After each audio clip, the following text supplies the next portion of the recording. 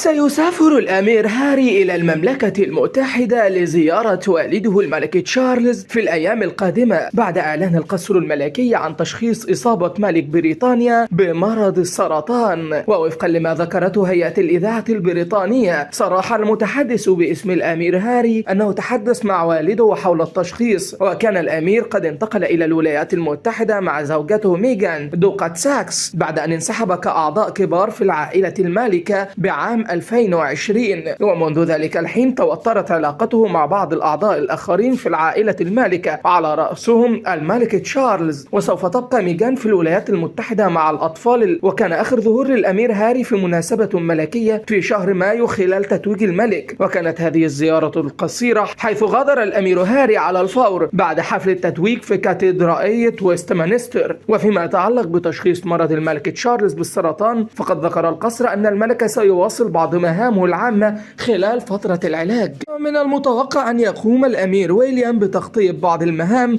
بالإضافة إلى مهامه الخاصة. وعلى الرغم من وجود خلافات بين الأمير هاري والملك تشارلز، فإنهما لا زالان يحتفظان بعلاقتهما، حيث اتصل الأمير هاري بوالده في عيد ميلاده 75 الماضي. وحتى الآن قد يكون مرض الملك تشارلز هو السبب في ذوبان جبل الجليد بين الطرفين.